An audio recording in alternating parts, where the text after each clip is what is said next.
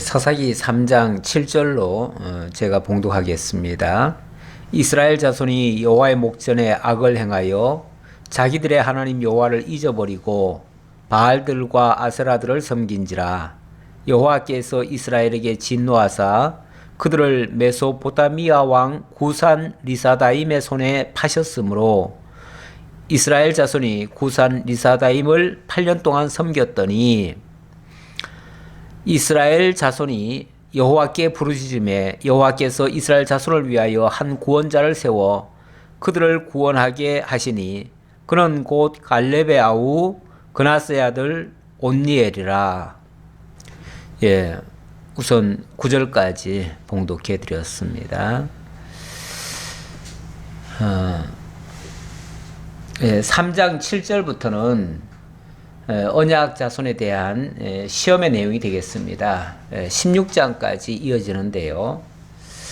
어찌 보면 사사기가 똑같은 패턴으로 반복하는 그런 일들이 발생되고 있습니다. 하나님께서는 이스라엘 백성들에게 정말 하나님의 말씀을 기억하고 있나 잊었나, 하나님을 믿고 있나 안 믿나, 또 하나님 대신 우상을 섬기나 안 섬기나, 이런 것들을 확인하시기 위해서 어찌 보면 환경적으로 조금 안 좋은 그런 상황을 만들어 주십니다. 그러면 어김없이 이스라엘 백성들은 그 시험에 걸려 들어가요. 참 안 걸려들면 좋겠는데, 믿음으로 승리하고 극복해내면 좋겠는데 꼭 그 환경을 이겨내지를 못해요.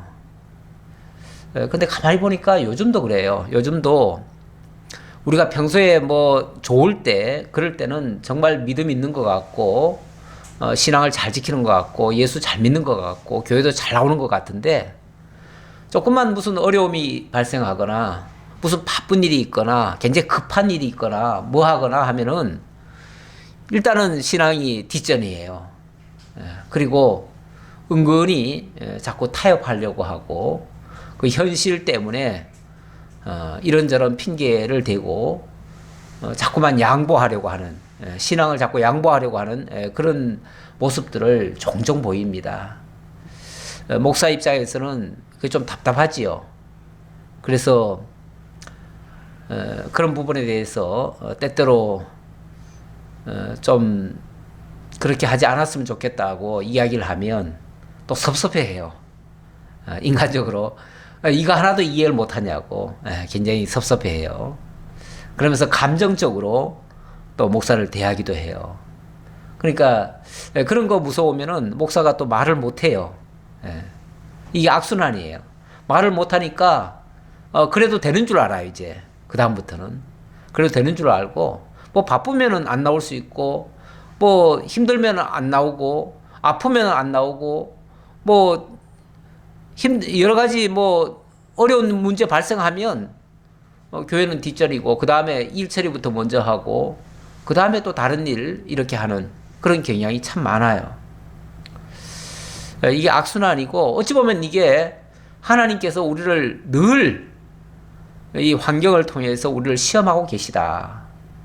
정말 말씀을 듣고 정말 그 말씀을 깨달아 알고 기억하고 그리고 지키고 있는가 아닌가, 그 말씀 기억하고 있는가, 정말 하나님 살아계심을 믿는가 안 믿는가, 말씀만 전하게 하시는 것이 아니고요. 말씀 전한 후에는 일종의 확인 작업이 들어가는 거죠. 확인 작업이 들어가는데 어김없이 지는 것 같아가지고, 그래서 목사가 좀 답답하다는 얘기예요. 그런 부분에서. 그럴 때, 그까짓 게 무슨 문제냐고, 툭툭 털고, 일어나고, 그리고 이겨내고, 꿋꿋이, 정말 믿음을 지키는 그 모습, 믿음으로 대처하는 그 모습을 보면 참 좋겠는데, 그렇지 않아서 좀 안타까워요. 그런데 우리 사사기의 내용을 보니까 계속 이런 일에 어찌 보면 반복이에요. 한두 번도 아니고 어떻게 이렇게 계속 이렇게 할 수가 있을까? 이 사사기 기간이 약 한 뭐 340년에서 360년까지로 이렇게 보고 있는데, 약 350년이라고 봅시다. 그냥 350년인데 그동안에 사사가 뭐 한두 명이 아니잖아요. 공식적으로 기록된 것만 해도 한 16명인가 그렇고요. 뭐 아마 비공식적인 사사도 있는 것 같아요. 그래서 어떤 학자들은 뭐 33명이라고 그러고 그래요. 그런데 어쨌든 몇 명이 왔든 간에 뭐 똑같은 반복이니까요. 똑같은 반복이고, 다만 그 과정에서 이스라엘 백성들은 똑같아요. 어찌 보면 한결같아요. 한결같은데 하나님께서 그럴 때마다 이제 사사들을 보내줍니다. 사사들을 보내주면서 사사들을 통해서 역사하시는 일들이 조금씩 달라요. 다르다 보니까 아무래도 사람은 참 어리석고 지혜 없고 믿음 없고, 그래서 시험에 불합격된다는 것을 계속 보여주고 있고요. 또 한편으로는 그럼에도 불구하고 하나님의 그 언약의 성실성, 하나님이 언약대로 이스라엘 백성들을 지켜주시고 보호하시고, 그리고 여전히 그들을 살아가시고 또 그들을 위해서 구원자를 보내주신다고 하는 이 사실, 이거는 틀림없어요. 그리고 그런 역사 가운데서 하나님의 능력들이 나타나요. 그래서 우리는, 오늘 살고 있는 우리는 이미 지나간 과거지만, 그 당시에 시험에 걸린 사람들은 뭐 안타깝게도 때때로 어려움을 당하고 그랬지만은, 오늘 우리 입장에서는 그걸 보면서 우리가 굳이 안 당해도 될 그런 지혜를 얻게 되는 거죠.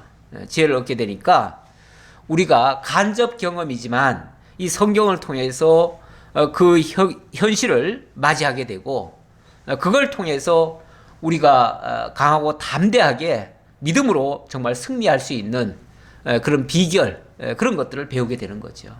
이런 것들이 우리에게는 큰 수확이에요. 우리에게 주신 하나님의 큰 선물이에요. 그런데 이런 걸 우리가 배우고도 여전히 그런 모습을 때때로 보이니까, 그럴 때마다 사실은 하나님 앞에 우리가 겸손하게 우리의 연약함을 호소하고, 그래서 하나님의 도우심을 간구하고, 그래서 하나님이 함께하지 않으면 우리는 언제라도 이렇게 실수할 수밖에 없다는 그 연약함을 고백하면서 늘 하나님 말씀 앞으로 한 발짝 한 발짝 더 다가와야 되는 거죠.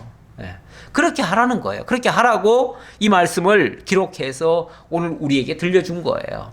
그러니까 여기에는 이렇게 구약 시대에 이런 실수한 사람들의 이 경험은 뼈아픈 경험이죠. 뼈아픈 경험은 오늘 우리에게는 굉장히 소중한 그런 가르침이 되는 거예요. 그래서 한편으로는 굉장히 고마워요. 이렇게 실패해준 그 역사가 오늘 우리에게는 큰 교훈이 되니까요. 그래서 정말 이렇게 기록해서 우리에게 들려준 것은 너무나 소중한 말씀이고요. 이것은 우리에게는 정말 복이에요. 그래서 복음이에요, 이게. 그러니까 실패사지만은 실패사가 우리에게는 복음이다, 그 말이에요. 자, 다시 한번 본문 보겠습니다. 이스라엘 자손이 여호와의 목전에 악을 행하여 자기들의 하나님 여호와를 잊어버리고, 자, 여호와의 목전에 악을 행했다 그러는데, 뭐 하나님 앞에 무슨 그렇게 하나님 목전에, 하나님 면전에다가 정말 죄를 지었대요. 하나님 면전에다가. 그 말은 하나님이 어찌 보면 다 지금 주목하고 계시잖아요. 모든 역사가 하나님이 지금 역사하시는 거 아니에요? 그래서 하나님이 깨닫게 하시려고 모든 역사들을 하셨는데, 그만 하나님이 하신다는 그 사실 자체를 잊어버려요. 그러니까 하나님이 계시다는 걸 인정을 안 해버려요.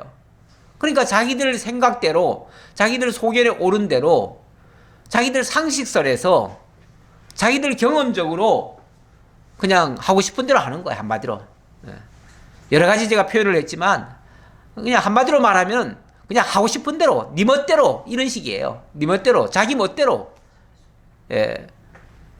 물론 성경에는 자기 소견에 오른 대로 이렇게 얘기를 하죠. 자기 소견에 오른 대로. 자기가 옳다고 생각하는 그대로.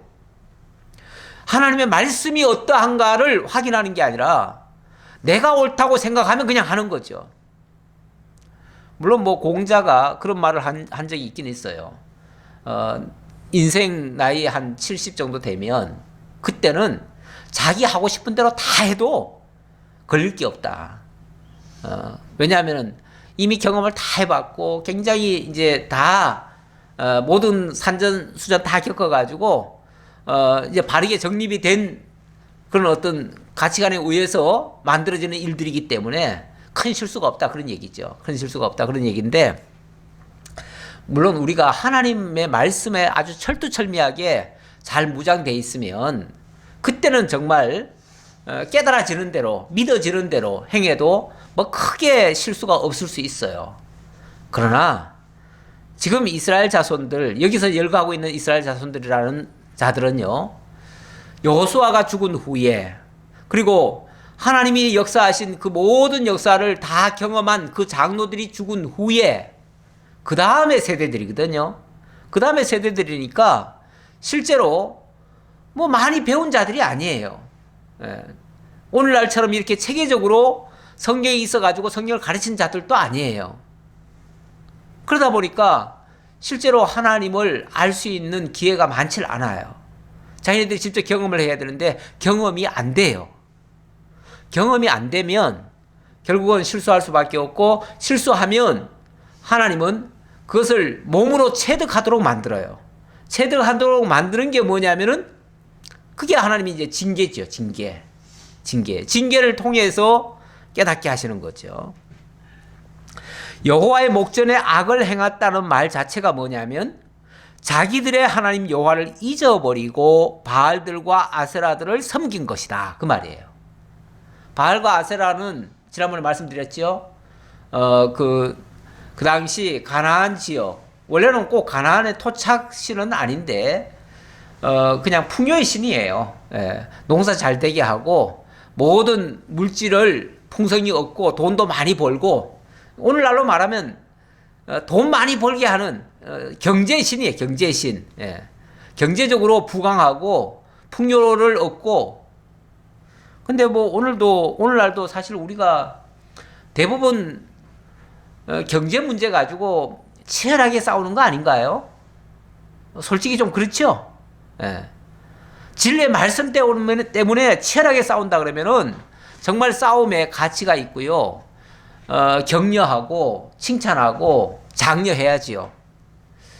그런데 정말 진리의 말씀 때문에 목숨 내걸고 이렇게 싸우는 예는 별로 못 봤어요.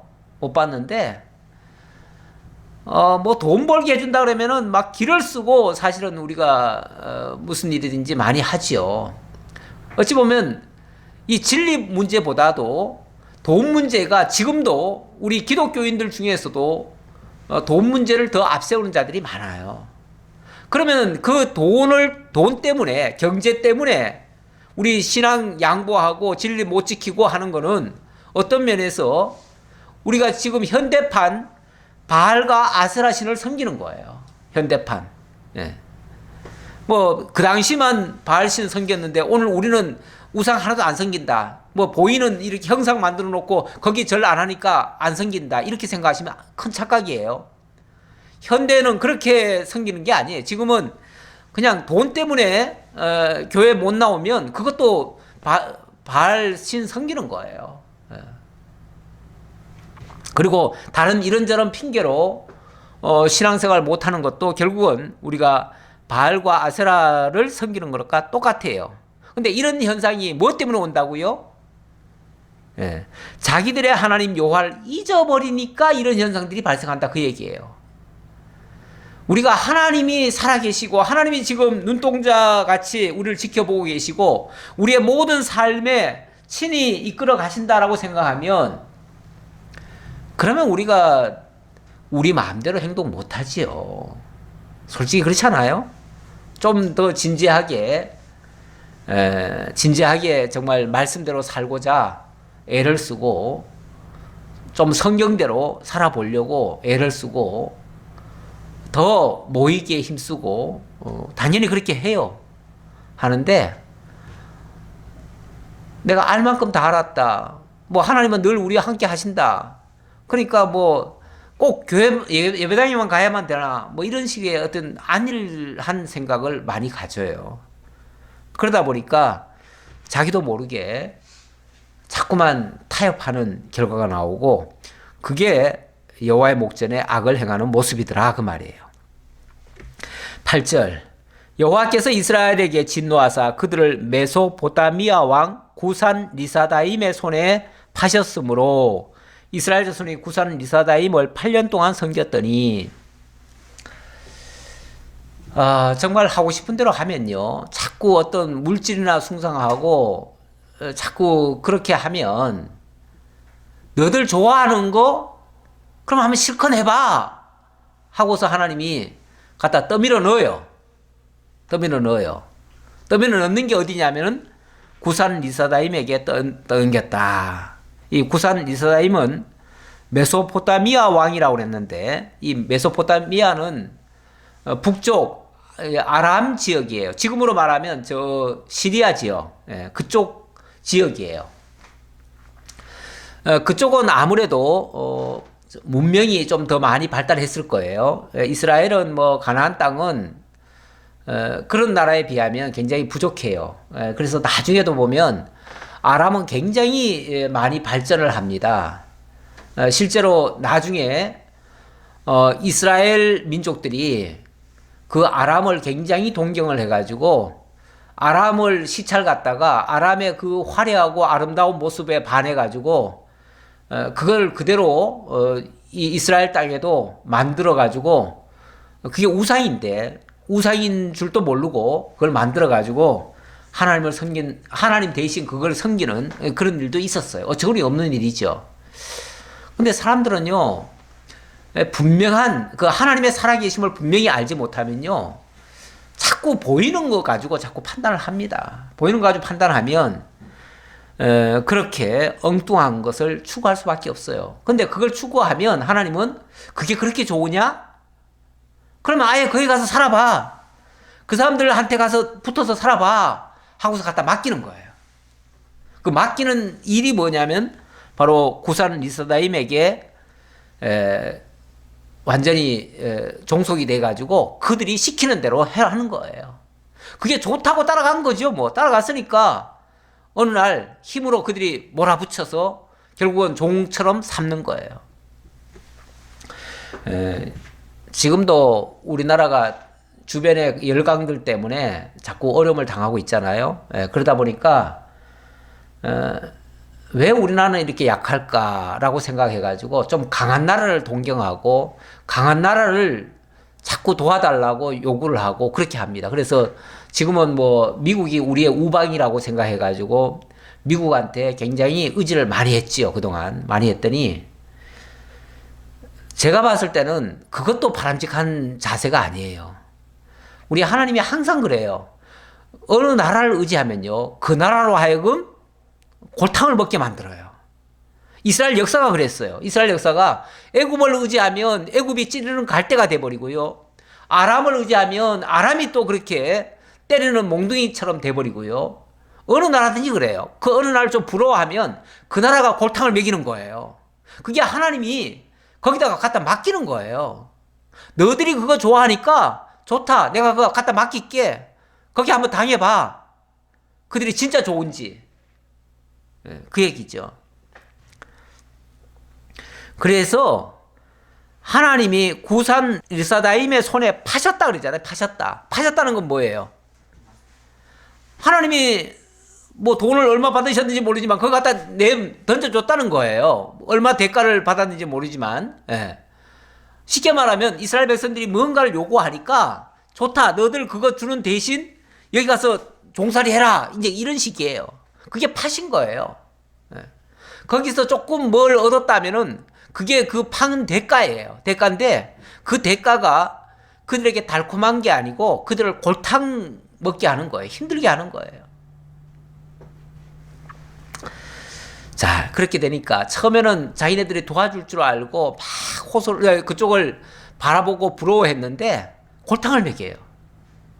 지금 우리나라도 사실 미국을 너무너무 의존하고 무슨 조금만 어려우면 그냥 북한에서 포만 하나 쏴도 그냥 미국 보고 도와달라고 그러고 그러는데 그러니까 그냥 미국이 우리한테 와가지고 그러잖아요. 막 돈 얼마 내놓으라고. 지금 현재보다도 막 5배를 더 내놓으라고. 그리고 걸핏하면은 은근히 압박 넣고 하잖아요. 무기 사내라고. 예. 우리가 1년에 몇십 조씩 미국에서 무기를 팔아줍니다. 예. 그냥 우리가 그 사람들이 그냥 도와주는 게 아니에요. 그만큼 대가를 톡톡히 지불합니다. 그리고 미군들은요, 우리나라에서 때때로 행패 부리고 못된 짓 합니다. 그래도 우리나라 법으로 그들을 잡아 넣지도 못해요. 예. 그만큼 우리나라가 저자세로 미국한테 무슨 약점이 잡혔는지 그런 식으로 하고 있어요. 우리가 너무 의존하기 때문에 그래요, 솔직히. 의존 안 하면은 미국도 그렇게 행패 안 부리고요. 우리도 당당하게 할 수가 있어요. 근데 의존하면 그래요. 우리 하나님이 은근히 의존하는 나라에다가 파시는 그런 모습을 지금도 은연중에 하고 있습니다. 저는 그렇게 봅니다. 자, 그러니까 당장 고통이 올 거 아니에요? 고통이 오니까 이스라엘 자손이 여호와께 부르짖음에 아픔을 호소하지요. 아니, 그렇게 하나님 떠나서 그렇게 바알과 아세라들 섬길 때는 언제고, 또 조금 어렵다고 또 하나님 앞에 또 호소하네요. 때때로는 정말 철면피 같아요, 철면피. 그렇잖아요? 예. 조금 어렵기만 하면은 그냥 또 하나님 살려달라고 또 호소해요. 그리고 만약에 빨리 안 도와주면은 하나님 살아계시냐 안 계시냐 그러면서 또 하나님한테 따져대고요. 예. 뭐 하나님한테 언제 뭘 맡겨놓은 자들이 내 맡겨놓은 거 내놓으라고 하듯이 무슨 땡깡 놓듯이 그렇게 하지요. 오히려 먼저 하나님 앞에 회개하는 마음, 낮아지는 마음 이렇게 해야 되는데 좀 순서가 바뀌었어요. 그러니까 이게 개선이 안 되는 거예요. 정말 뉘우치고요. 정말 자신들이 연약하다는 걸 알고요. 그렇게 하고 정말 하나님이 하시는 거를 그 은혜, 그 구원의 역사를 맛보면요. 아마 새롭게 될 거예요. 새롭게 될 텐데 그렇게 제대로 해결 안 하니까 하나님이 또 살려주시고 그 위기를 모면케 해주면은 또 금방 또 돌아서 버려요. 또 금방. 이렇게 해서 개선이 안 돼요. 왜 이렇게 개선이 안 될까 싶은데 바로 그런 모습 같습니다.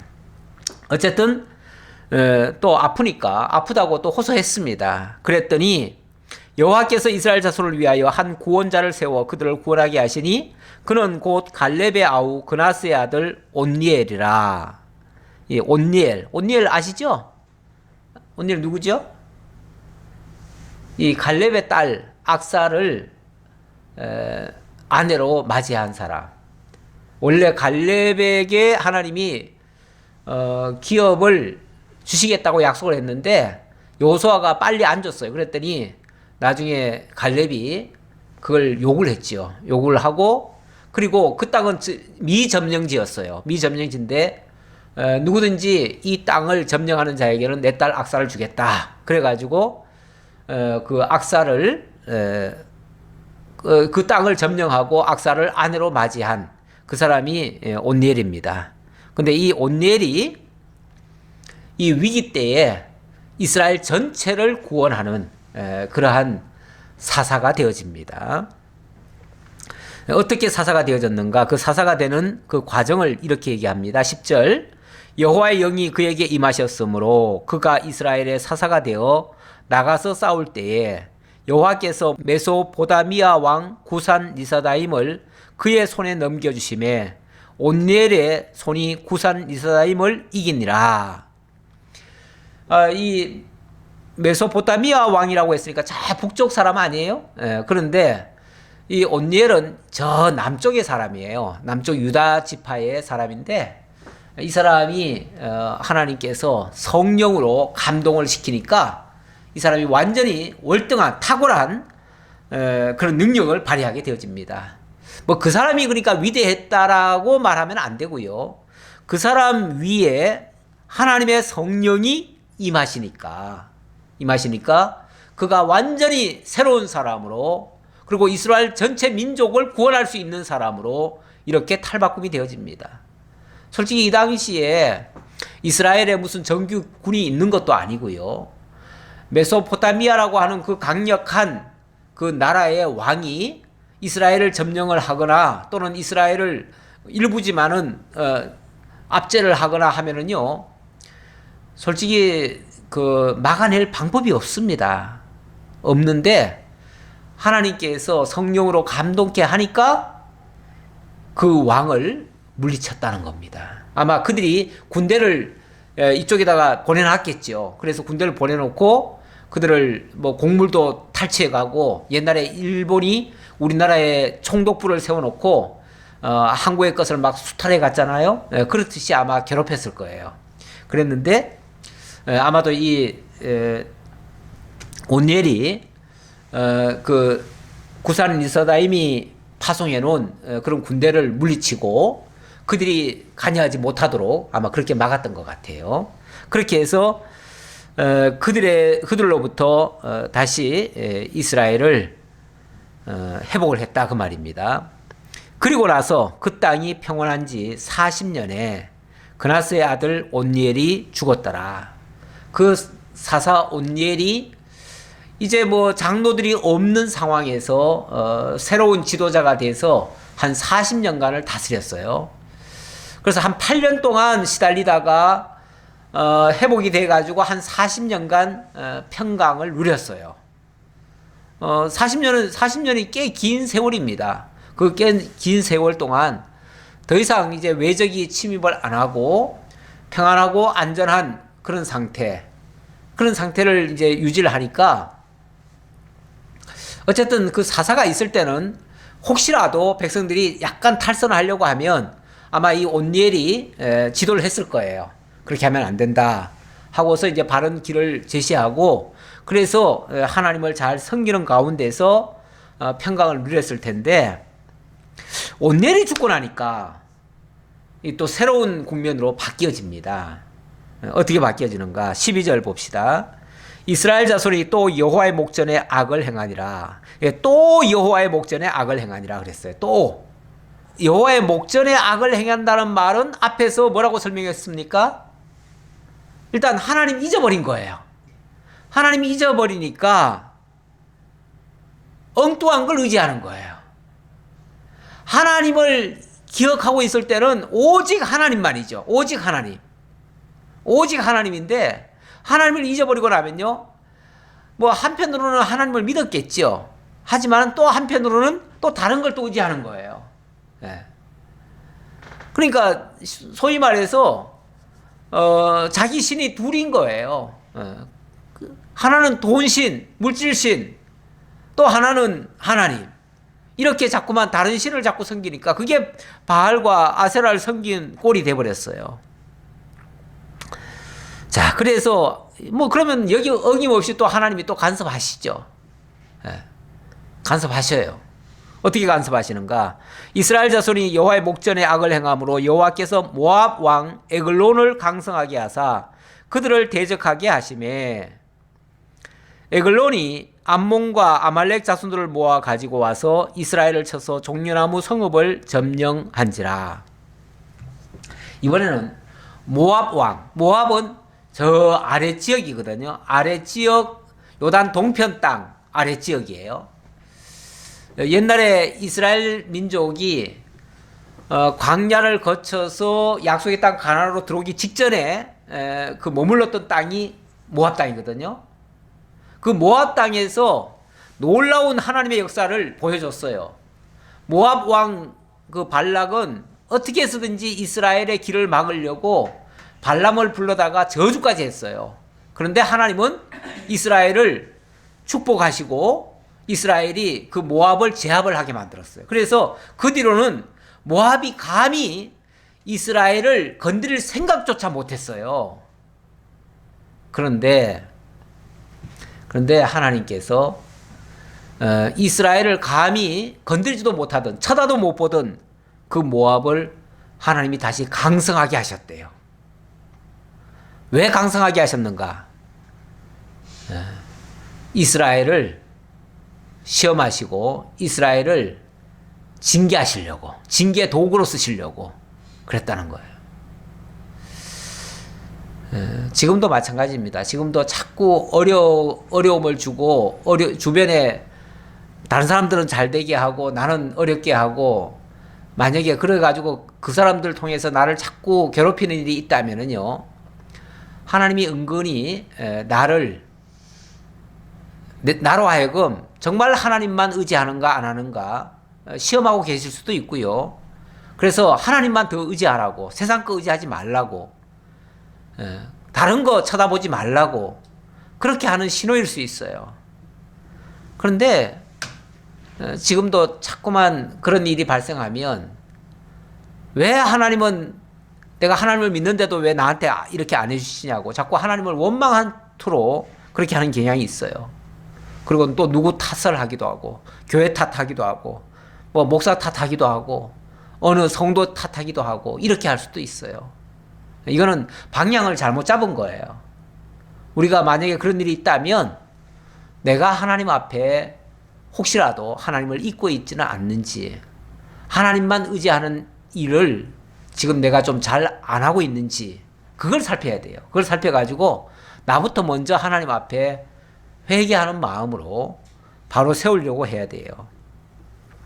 어쨌든 하나님께서 자꾸 이렇게 하나님 여호와의 목전에 악을 행하니까 주변 나라를 키우시는 거예요. 키워가지고 모압이 자기 혼자 힘으로는 아마 이스라엘을 제압하기 힘들었을 거예요. 그러니까 어떻게 하는가? 암몬과 아말렉 자손들을 모아가지고 와서 이스라엘을 쳐서 종려나무 성읍을 점령했다. 그렇게 말합니다. 자기들 혼자 힘으로는 안 된다는 걸 아니까, 그 모압과 암몬은 원래 그 형제 국가거든요. 옛날 그 룻의 그 딸들이 낳은 자녀들이라서 형제 국가예요. 그러다 보니까 서로 힘을 아마 쉽게 뭉친 것 같아요. 거기다가 또 누구까지 엮었나요? 아말렉. 아말렉은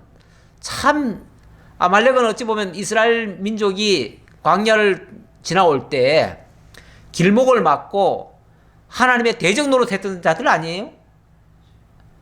그런 자들까지 하나님이, 어찌 보면 하나님의 원수인데, 그 하나님의 원수를 하나님이 키우셔요. 키워가지고 이스라엘을 괴롭히는 일에 그들을 사용을 하셔요. 그래서 에글론, 바로 모압 왕 에글론이 이렇게 연합군을 조직해가지고 이스라엘을 쳐들어와가지고 종려나무 성읍을 점령을 했대요. 이 종려나무 성읍이라고 하면 아마도 그 감남산 있는, 종려나무라는 게 그 감남산을 얘기하는 거, 감남을 얘기하는 거거든요. 감남나무. 뭐 그런 쪽에 아마 거기를 점령한 것 같아요. 그 지역을. 정확한 지역은 모르지만 대략 그쪽 같아요. 이에 이스라엘 자손이 모압 왕 에글론을 18해 동안 섬기니라. 18년간 그들을 꼼짝없이 그들이 와서 점령을 해버렸으니까, 점령하면요, 점령을 하고 나서부터는, 그 다음부터는 뭐라고 그러냐면 시키는 대로 해야 돼요. 시키는 대로 해야 되니까 일단은 곡물들 다 수탈해 가고요. 그리고 아마 이 원래 전쟁이라고 하는 것이 치러지면요, 전쟁 배상금이라는 걸 하게 돼 있습니다. 그래서 그거는 패전국이 해주게 돼 있어요. 그래서 진 나라에게 너희들 때문에 우리가 돈 이렇게 많이 쓰고 여기까지 왔으니까 그 돈 다 내놔라 이러면은 그 뺏기는 거예요. 그냥 뺏기는 거예요. 그러니까 수탈의 목적이 뭐냐면, 강제로 내놔라 하면은 안 주죠. 그런데 이제 명분이 뭐냐면, 너희들 때문에 우리가 돈을 이렇게 많이 썼으니 그 배상금 내놔라, 이런 식이에요. 그러니까 꼼짝없이 내주는 거죠. 그게 이제 수탈 당하는 거예요. 옛날에 일본이 우리나라에 와가지고 뭐 자기네들은 그래요. 자기네들은 다 정상적으로 다 거래했대요. 그런데 굉장히 그 시가보다 월등히 싸게 하고, 강제로 안 내놓으면은, 안 팔면은 막 강제로 하고 이랬기 때문에 결국은 그게 수탈인 거죠. 아무리 돈을 일부 좀 집어줬더라도 그거는 정상가를 준 게 아니기 때문에 그건 강제 수탈한 거예요. 그런데 패전국은 어쩔 수 없이 그럴 수밖에 없어요. 당할 수밖에 없는 거예요. 자, 이렇게 이스라엘 백성들이 이 에글론 때문에 너무너무 힘들어 했어요. 18년간. 그러니까 또 어떻게 할까요? 15절. 이스라엘 자손이 여호와께 부르짖음에 여호와께서 그들을 위하여 한 구원자를 세우셨으니 그는 곧 베냐민 사람 게라의 아들 왼손잡이 에훗이라. 왼손잡이 에훗이라. 베냐민 자손이라고 하고 또 왼손잡이 에훗이라고 이렇게 얘기를 하네요. 이 말, 그 말 자체가 꼭 비하하는 말은 아니지만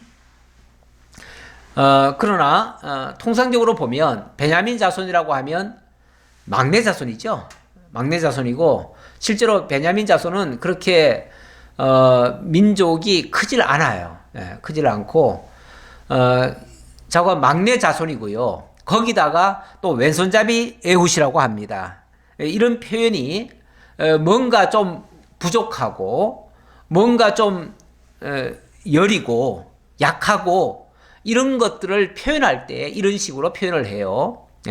그래서 베냐민 얘기할 때 예를 들어서 사도 바울도 자기는 베냐민 지파의 자손이다 이런 식으로 얘기를 하는데 자기가 가장 어찌 보면 약하고 천하고 부족한 그런 사람이다라는 걸 얘기할 때 그런 식으로 표현을 했거든요. 그러니까 여기도 그런 자를 들어다가 하나님이 쓰신다 이렇게 보시면 되겠습니다. 그러니까 사람이 볼 때는 유다 지파 하면은 제일 큰 지파로 보고 제일 센 아무래도 그 나라를 회복을 하려고 하면 제일 강한 사람이 해야 될 거 아니에요? 그러니까 당연히 강한 자가 등장해가지고 적을 무찌르면은 그래 저 사람이 굉장히 정말 용맹하고 아주 강한 사람이야. 그래서 우리를 구원한 거야. 이렇게 칭찬할 거 아니에요? 근데 하나님이 그런 식으로 사람이 칭찬받게 하질 않아요. 사람에게 영광을 돌리게 하지 않아요. 오히려 하나님은요, 좀 약하고 무능하고 좀 어리고 뭔가 좀 한계가 있는 사람, 그런 사람을 들여다가 강한 자를 부끄럽게 하고 대적을 물리치고 그래서 그가 한 게 아니라 하나님이 하셨다는 것을 보여주는 거죠.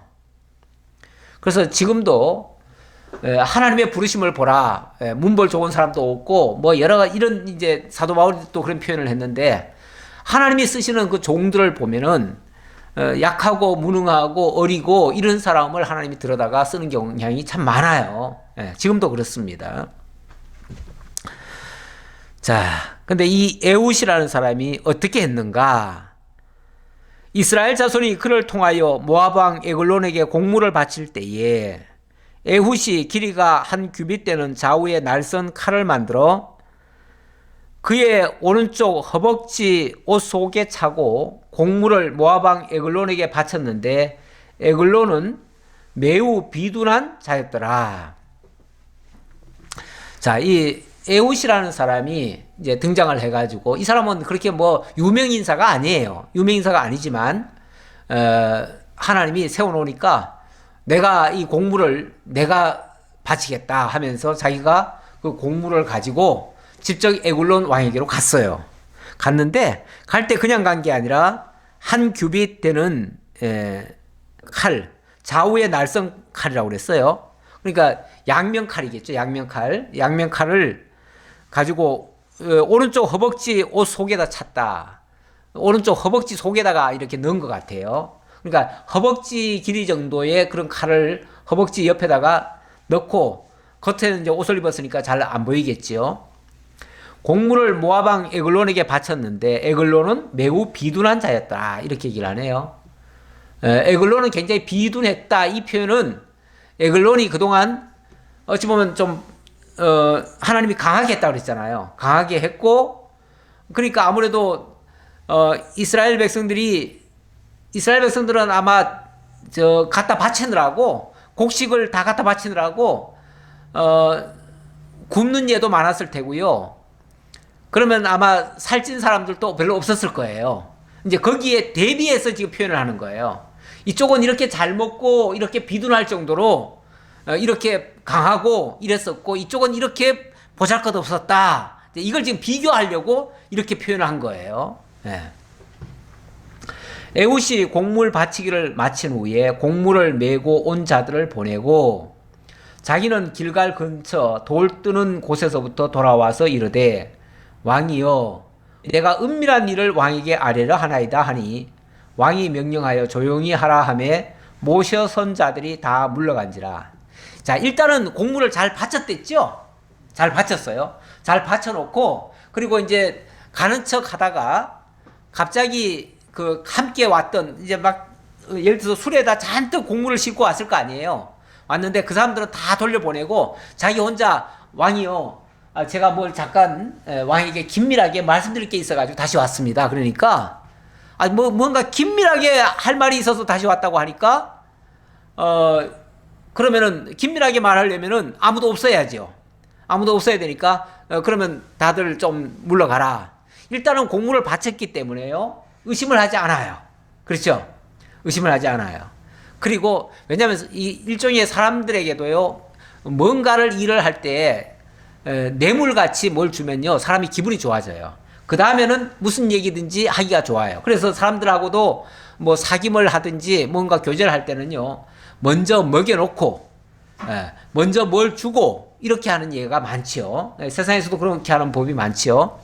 그래서 먼저 이제 그러니까 참 에훗이 다른 것은 부족하지만 이런 지략이 있었던 거죠. 하나님이 그런 지혜와 모략을 준 거예요. 그걸 지략이라고 얘기할 수 있죠. 자, 그래서 긴밀하게 하겠다고 하니까 다 물러갔어요. 에훗이 그에게로 들어가니 왕은 서늘한 다락방에 홀로 앉아있는 중이라.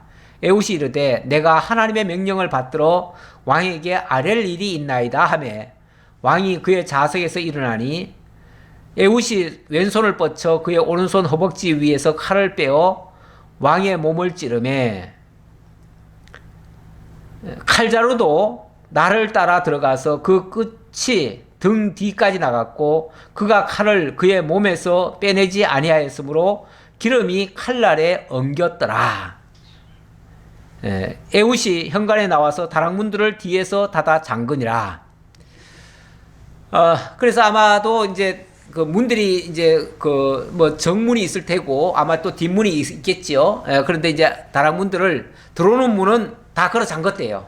잠궈놓고 그렇게 하고 너무 순식간에 방심하던 차에 갑자기 지르니까 어쩌면 하지도 못하고 그냥 아마 죽은 것 같아요. 예. 얼마나 급소를 찔렀는지 뭐 아마 찍소리도 못하고 아마 그랬던 것 같아요.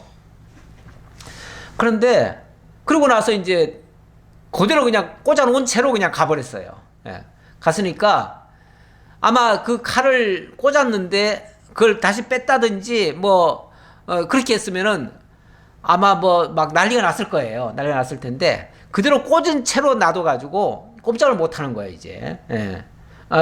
어쩌면 또 어디에 또 이렇게 나무나 어디에 또 같이 콕 찔렀을지도 몰라요. 그러면은 꼼짝을 못하지요. 예, 그렇게 되겠죠. 그런데 에훗이 나간 후에 왕의 신하들이 들어와서 다락문들이 잠겼음을 보고 이르되 왕이 분명히 서늘한 방에서 그의 발을 가리우신다 하고 이 발을 가리우신다라는 말은 원래 이게 이제 우리말로 이렇게 의역을 해서 발을 가리신다라고 표현했지만 이게 사실은 용변을 볼 때 뭐 변을 볼 때 발을 이렇게 가린다 이렇게 표현을 해요. 그러니까 좋게 표현해서 그렇게 해요. 그래서 아마도 지금쯤 아마 뭐 용변을 보고 있나 보다. 분명히 이제 에훗이 나간 것은 봤고요. 에훗이 나간 거는 봤는데 그리고 나서 이제 그 뒤에 기침이 없으니까 처음에는 이제 문을 두드려서 왕이시여 뭐 계십니까 어찌고 얘기했는데 왕이 아무런 대답이 없어요. 그러니까 아마도 지금 용변 보는 중인가 보다. 그리고 더 기다렸다는 거죠. 그랬는데 그들이 오래 기다려도 왕이 다락문들을 열지 아니한지라 열쇠를 가지고 열어본즉 그들의 군주가 이미 땅에 엎드러져 죽었더라. 아무리 기다려도 아무 기침이 없고 그래서 나중에는 이제 의아했지요. 무슨 일이 있나 보다. 그제서야 열쇠를 빨리 가져와라 그래가지고 열쇠를 열어보니까 이미 엎드러져 죽어 있더래요. 그들이 기다리는 동안에 에훗이 피하여 돌 뜨는 곳을 지나 스이라로 도망하니라. 멀찌감치 도망갔다는 거죠. 멀찌감치. 그가 이르러 에브라임 산지에서 나팔을 불매 이스라엘 자손이 산지에서 그를 따라 내려오니 에훗이 앞서가며 그들에게 이르되 나를 따르라.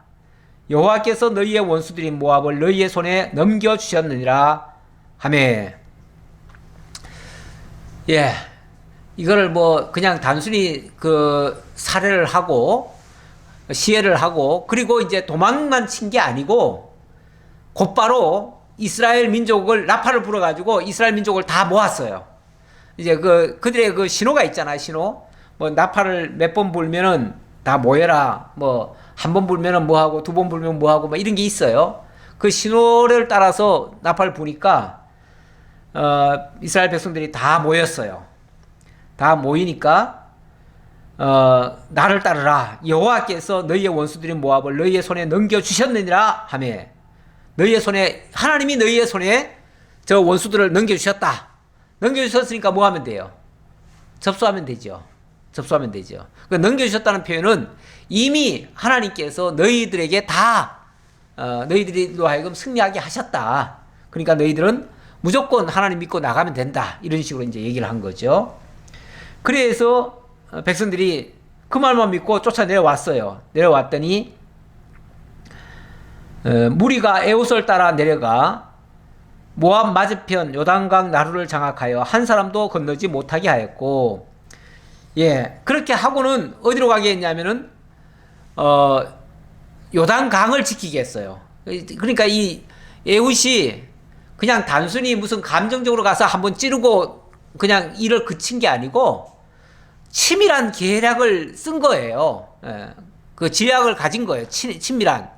뭐냐면은, 자, 이렇게 하고 나서는 그 다음에 요단강을 딱 지키고 있으면 이제 모압 왕은 이제 그 이쪽에 와가지고 점령을 해가지고 이제 그 조공을 받고 이렇게 하다가 이제 위기에 닥쳤으니까 어떻게 해야 되겠어요?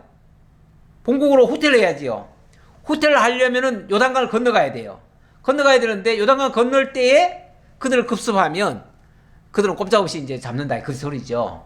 그래가지고 그래서 한 사람도 요단강 나루를 장악하여 한 사람도 건너지 못하게 하였고, 그때 모압 사람 약 10,000명을 죽였으니 모두 장사요 모두 용사라 한 사람도 도망하지 못하였더라. 예, 그들을 무려 10,000여 명을 완전히 몰살시켰다. 어쩌면 요단강을 건너려고 다 시도를 했겠지요. 했는데 오는 족족 죽여버리는 거죠. 그러니까 그들이 함정에 빠져가지고 어디 뒤로 갈 수도 없고요. 건너갈 수도 없었고요. 그리고 이 물가로 이렇게 들어온 상태에서 만약에 공격을 당하면요, 그때는 정말 어떻게 피할 방법이 없습니다. 예. 그야말로 함정에 빠진 거예요. 예, 빠져가지고 결국은 10,000여 명의 그 용사들, 어찌 보면 지금 적국에 와가지고 주둔한 그 군사들이라면 다 정말 정예 부대 군인들 아니겠어요? 예. 그들을 다 무찔렀다. 지금도 10,000명이면 엄청나게 큰 숫자인데요. 그 당시에 10,000명은 그 당시에는 그렇게 인구가 많을 때가 아니에요. 그런데 10,000명이면요 어마어마한 숫자입니다. 정말. 예. 그 이후로는 다시는 아마 이 모압이 이스라엘을 넘보지 못했을 거예요. 그래서 그날에 모압이 이스라엘 수하에 굴복하며 그 땅이 80년 동안 평온하였더라. 80년 동안. 지난번에 그 온니엘 같은 경우는 굉장히 그 용맹한, 그 사람은 용맹한 장수라고 볼 수 있죠. 그런데 그 사람이 이겼을 때는 한 40년간 그렇게 평온했다고 그랬습니다. 근데 이거는 그것보다 거의 배나 더 평온할 수 있었다. 자, 그리고 31절입니다.